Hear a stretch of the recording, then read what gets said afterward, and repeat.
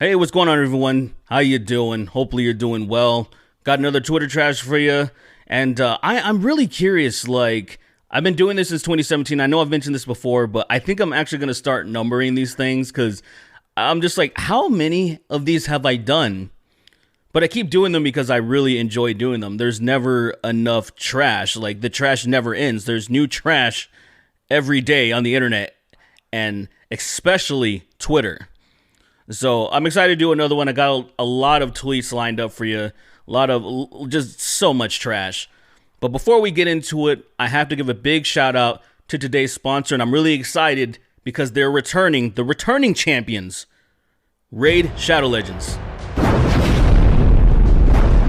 Guys, I've been playing Raid Shadow Legends since the spring of 2019. It's the dark fantasy to it, the whole lore and everything. Like, I'm a big Lord of the Rings fan. You got your orcs, you got your dwarves, home of the thick mama, you got your high elves, but most importantly, you have the dark elves, who splintered from the high elves hundreds of years ago. They warred and they lost and they were banished from Aravia. Now they're forced to live in the forests of the realms of Teleria. They got some of the best champions. Check out this legendary Blind Seer, who is a hard carry throughout the game, and you have Lydia the Death Siren, who is one of the best champions in the game. You can play her anywhere. So what do I do the most in Raid? I like to raid the dungeons. I go to the Spider's Den and collect some accessories and use my champions that hit so hard because they're based on enemy max HP. Look at Septimus go, boy. I like to put my wits to the test in PvP arena, and that's where you get to see Trunda shine because she will slap anyone down, dude. And I love taking on the clan boss on the daily. It's one of the most important things on the game where you can get some of the best stuff daily.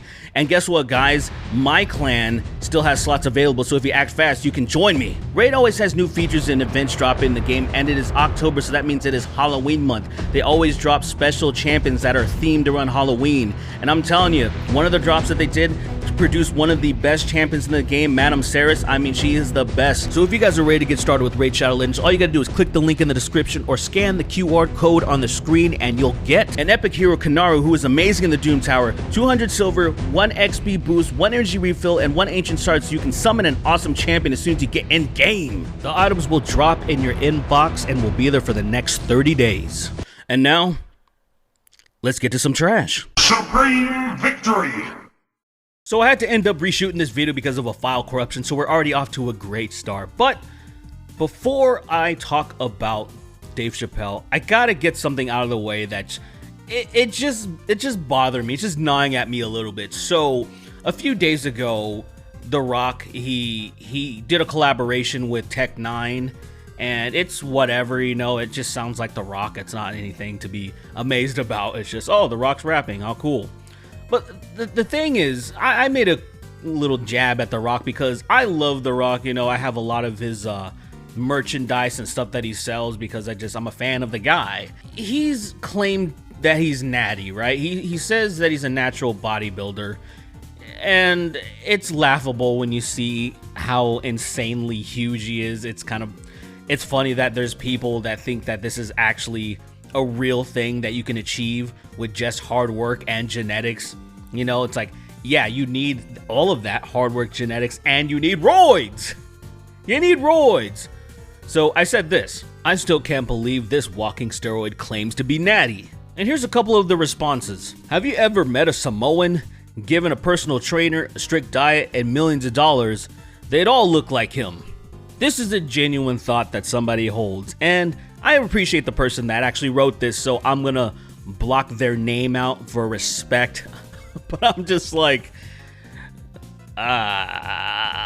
every profession The Rock has been in required him to be jacked. Dude's been lifting since he was in his teens. Have you seen his gym and how hard he works in? He may be taking something, but you can't deny most of his the work was already put in. See, I feel like this is the disconnect. You can't just take steroids and then you're just gonna be huge. That's not how it works, right? You can't just inject something, sit around on the couch and stuff, and all of a sudden you look like just a Greek statue. Of course you need to work hard. Nobody's disputing the hard work. There's a plateau. Your body can only take you so far. So you need performance-enhancing drugs to push it to higher than the limits. To look like The Rock, when he's almost 50 years old, you need to juice. Shut up, bitch! Now let's get to Dave Chappelle. He just released a special last week on Netflix called The Closer. I thought it was pretty good, pretty much just as good as any of the other ones that he's released.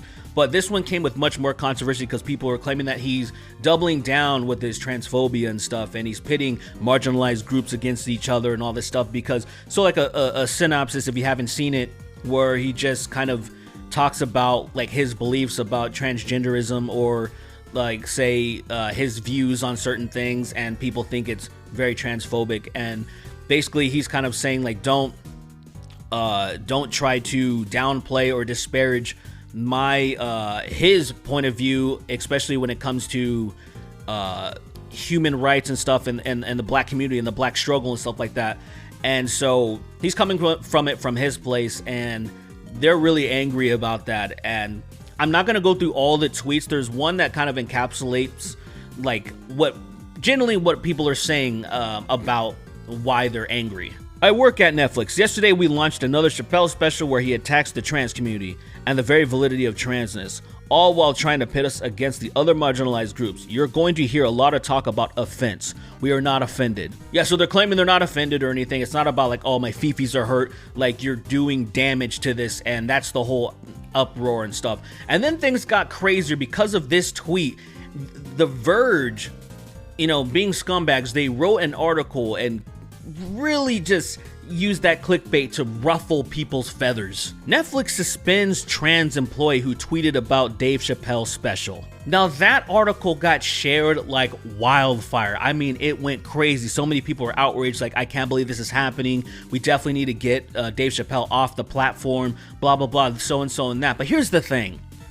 If you read the article, she didn't get fired because of her opinion or speaking out against Netflix or whatever. She got fired because she was trying to attend a meeting that she had no business attending. Netflix then suspended Field along with 2 other employees for trying to attend a director-level meeting they weren't invited to. So you see how the headline is extremely misleading. And here's the crazy thing. See, Twitter has this feature now. When you're about to quote tweet something or retweet it or whatever, before it pops up saying, do you want to read the article first? Because it knows you have not clicked on this article yet. You have not read it. Would you like to read it first before you retweet a salacious headline? And people don't care. I saw people sharing this like crazy. And I'm like, dude, it's like 2 paragraphs in. Might even be the first one. I read it so quickly just from like reading the article, and I'm like, this is insane.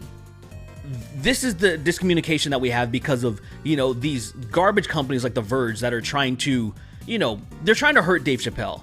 They're doing this on purpose. They even said, like, The Verge asked Netflix to take down the special. So they're definitely trying to get Dave Chappelle canceled, right?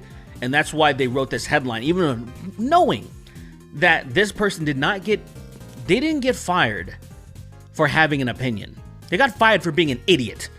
For trying to do something that you don't do at your job. You don't walk into a director level meeting like, here, I got something to say. They're like, get out of here.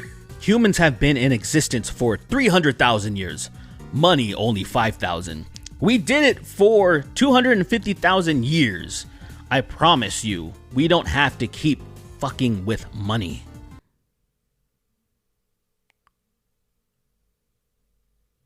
There's so much wrong with this tweet, man. The math is probably the most egregious thing to me, where it's like, did you honestly thought that was a good tweet? You thought that was good math and everything? It's ridiculous, man. It is like, do I even need to speak about why money works? Why we do need some type of monetary system? Maybe not in the way that it's set up now, like say in the United States, for example, where the central banks are in control of the stuff. We get our money from a private entity and stuff. Like, yeah, maybe that's not what we want to do. But having something to exchange for other goods and services is very important. It's very important. And I don't need to explain that. Taking a screenshot of an NFT is the digital version of posing in front of someone else's Lamborghini. No, taking that Lamborghini for myself would be like taking a screenshot of an NFT, because it is literally the same thing. This is like when people are getting butthurt, right? This guy's in the NFT field and he's like has to defend it in some way, even though deep down he knows it's scumbaggery. You know what I mean? Like anyone who's participating in NFTs, they're essentially scumbags, right? They're siphoning money from people from things that like they can never actually own. Like say I get art, physical art, you want to auction stuff up and you can actually own this piece is one of the only few pieces, or it's the only piece that ever exists and it's now mine. I completely understand that. But digital art that I can literally, I see freaking like say, oh, one of my favorite UFC fighters, hey, I have a new NFT available, screenshot, I own it. You know what I mean? It's like, I literally own it now. It's asinine. I think it's so asinine. Now, look, I know there's some people that I know that participate in this stuff. Go ahead and get your bag. Go get your bag. I am not going to stop you or preach against you getting your bag. Go ahead and get it. Just like the girls with OnlyFans that don't even get naked and they make thousands of dollars a month, as ludicrous as I think it is, go ahead and get your bag, you know? And look, I think the only way I could ever even remotely get into an NFT is if like people were just really just pleading with me to do it. And I'm talking about like I would do something stupid like male camel toe or something. I would do like I would just get the tightest shorts ever, and then you would just see male camel toe, and I would be like, here's my NFT, guys. You get to see my thighs and a little bit of you get to see the outlines of my penis. If you guys really want that, I'll do an NFT of my male camel toe. I can't believe I have to say this, but please do not try to meet up with some random on the internet. No matter how close you may think you are, none of you know the IRL me, nor do I know the IRL you. It's just really weird, man. This says so much about this person than anybody else, right? It's one of the two things.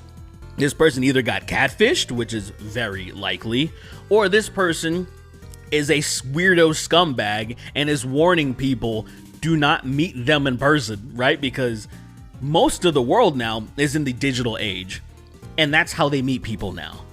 It is so insanely common now, like say when dating apps, for example, were first springing up, like say over a decade ago, people were like freaking out, like you would actually meet somebody online? Like how could you do this? You don't know who, and it's like, at this point, meeting people in real life is weirder now.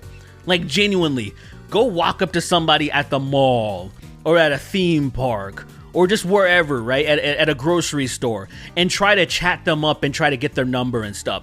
It's gonna be way weirder than if you saw them online and you're like, hey, let me get your number. You chat up and like, oh, you're really cool, you live really close to me, maybe you want to go out for some coffee or something. It's completely different now. It's weird because I've lived through the old school thing where you used to have a pen and a paper in your pocket just in case you ran into somebody and then you can exchange your numbers. Yeah, I'm that fucking old. I've been at the gym for 15 minutes before some dude approached me as I'm trying to get cardio in. Waved and pointed at my Street Fighter shirt until I yanked my earbuds out and loudly asked him what the F he wanted. You play? She responded, nope, put earbuds back in, volume all the way up. She thought that she was gonna come out looking good by saying that. Like, no, you're just an asshole. You're a dickhead. Like, you're wearing a Street Fighter shirt, which advertises to the world around you that you're a fan of Street Fighter. So of course people are gonna be like, hey, you know, like, what's up? It's, you know, that's just, and usually people that wear stuff like that, they welcome it. It's like sports fans.